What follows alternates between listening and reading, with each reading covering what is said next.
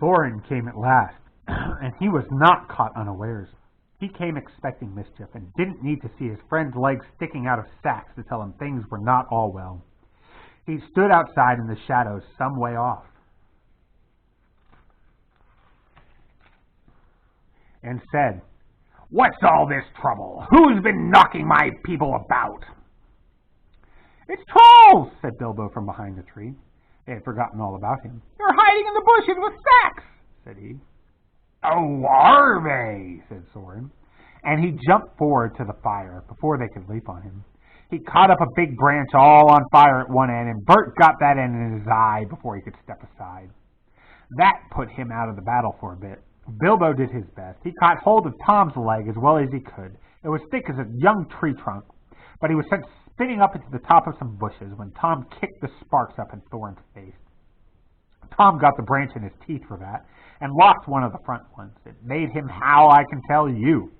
But just at that moment, William came up behind and popped a sack right over Thorin's head and down to his toes, and the fight ended. A nice pickle they were all in now, all neatly tied up in sacks with 3 angry trolls and 2 with burns and bashes to remember sitting by them, arguing whether they should roast them slowly or mince them fine and boil them or just sit them on one by one and squash them into jelly. And Bilbo up in a bush with his clothes and his skin torn, not daring to move for fear they should hear him. It was just then that Gandalf came back, but no one saw him. The trolls had just decided to roast the dwarves now and eat them later. That was Bert's idea, and after a lot of argument, they had all agreed to it. "No good roasting them now, it'd take all night," said a voice. Bert thought it was William's. "Don't start the argument all over again, Bill," he said, "or it will take all night." "Who's arguing?" said William, who thought it was Bert that had spoken. "You are," said Bert. "You're a liar," said William. And so the argument began. All over again. In the end, they decided to mince them up fine and boil them. So they got out a black pot and they took out their knives. "No good boiling them. We ain't got no water, and it's a long way to the well and all," said a voice. Bert and William thought it was Tom's. "Shut up," said they, "or we'll never have done, and you can fetch the water yourself if you say any more." "Shut up yourself," said Tom, who thought it was William's voice. "Who's arguing but you, I'd like to know?" "You're a booby," said William. "Booby yourself," said Tom. And so the argument began all over again, and went on hotter than ever, until at last they decided to sit on the sacks one by one and squash them, and boil them next time. "Who shall we sit on first?" said the voice. "Better sit on the last fellow first," said Bert, whose eye had been damaged by Thorin. He thought Tom was talking. "Don't talk to yourself," said Tom. "But if you want to sit on the last one, sit on him. Which is he?" "The one with the yellow stockings," said Bert. "Nonsense! The one with the gray stockings," said a voice like William's. "I made sure it was yellow," said Bert. "Yellow it was," said William. "Then what did you say it was gray for?" said Bert. "I never did. Tom said it." "That I never did," said Tom. "It was you." 2 to 1, so shut your mouth," said Bert. "Who are you talking to?" said William. "No, stop it," said Tom and Bert together. "The night's getting on, and dawn comes early. Let's get on with it." "Dawn take you all and be stoned to you," said a voice that sounded like William's, but it wasn't, for just at that moment the light came over the hill, and there was a mighty twitter in the branches. William never spoke, for he stood turned to stone as he stooped, and Bert and Tom were stuck like rocks as they looked at him. And there they stand, to this day, all alone, unless the birds perch on them, for trolls, as you probably know, must be underground before dawn, or they go back to the stuff of the mountains that they are made of, and never move again. That is what happened to Bert and Tom and William. "Excellent!" said Gandalf, as he stepped from behind the tree and helped Bilbo to climb down out of a thorn bush. Then Bilbo understood. It was the wizard's voice that had kept the trolls bickering and quarreling until the light came and made an end of them. The next thing was to untie the sacks and let out the dwarves. They were nearly suffocated and very annoyed. They had not at all enjoyed lying there listening to the trolls making plans for roasting them and squashing them and mincing them. They had to hear Bilbo's account of what had happened to them twice over before they were satisfied. "Silly time to go practicing pitching and pocket picking," said Bomber, "when what we wanted was fire and food. And that's just what you wouldn't have gotten of those fellows without a struggle in any case," said Gandalf. "Anyhow, you're wasting time now. Don't you realize that the trolls must have a cave or a hole dug somewhere near to hide from the sun in? We must look into it." They searched about and soon found the marks of trolls' stony boots going away through the trees. They followed the tracks up the hill until, hidden by bushes, they came on a big door of stone leading to a cave. But they could not open it, not through, though they all pushed while Gandalf tried various incantations. "Would this be any good?"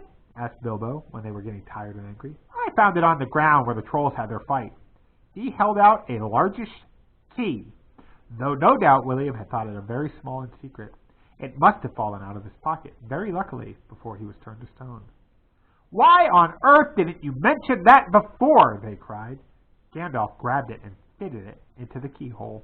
Then the stone door swung back with one big push, and they all went inside. There were bones on the floor, and a nasty smell was in the air, but there was a good deal of food jumbled carelessly on shelves and on the ground among an untidy litter of plunder of all sorts, from brass buttons to pots full of gold coins standing in a corner. There were lots of clothes, too, hanging on the walls, too small for trolls. I am afraid they belonged to victims, and among them were several swords of various makes, shapes, and sizes. Two caught their eyes particularly because of their beautiful scabbards and jeweled hilts. Gandalf and Thorin each took one of these, and Bilbo took a knife in a leather sheath. It would have only made a tiny pocket knife for a troll, but it was as good as a short sword for the hobbit. "These look like good blades," said the wizard, half drawing them and half looking at them curiously. "They were not made by any troll, nor by any smith among men in these parts and days, but when we can read the runes on them, we shall know more about them." "Let's get out of this horrible smell," said Fili. So they carried out the pots of coins and such food as was untouched and looked good and fit to eat. Also one barrel of ale, which was still full. By that time they felt like breakfast, and being very hungry, they did not turn their noses up at what they had got from the troll's larder. Their own provisions were very scanty. Now they had bread and cheese and plenty of ale and bacon to toast in the embers of the fire. After that they slept, for their night had been disturbed, and they did nothing more till the afternoon. Then they brought up their ponies and carried away the pots of gold, and buried them very secretly not far from the track of the river, putting a great many spells over them, just in case they had ever had the chance to come back and recover them. When that was done, they all mounted once more, and jogged along again on the paths towards the east. "Where did you go to, if I might ask?" said Thorin to Gandalf, as they rode along.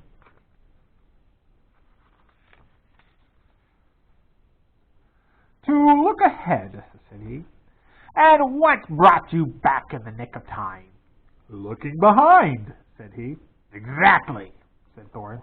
"But could you be more plain?" "I went on to spy our road. It will soon become dangerous and difficult. Also, I was anxious about replenishing our small stock of provisions. I had not gone very far, however, when I met a couple of friends of mine from Rivendell." "Where's that?" asked Bilbo. "Don't interrupt," said Gandalf. "You will get there in a few days now, if we're lucky, and find out all about it. As I was saying, I met two of Elrond's people. They were hurrying along for fear of the trolls. It was they who told me that 3 of them had come down from the mountains and settled in the woods not far from the road. They had frightened everyone away from the district, and they waylaid strangers. I immediately had a feeling that I was wanted back. Looking behind, I saw a fire in the distance and made for it. So now you know.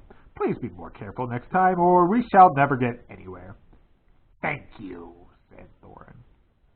All right, so that is Chapter 2. Go ahead, finish up any notes you have on your reading log, and answer those end-of-reading questions. Did any of your first chapter questions get answered? Do you have new second chapter questions? What's your high? What's your low? Give me a summary, all that type of fun stuff. And I'm excited to see you next time for Chapter 3, A Short Rest. See you soon. Bye.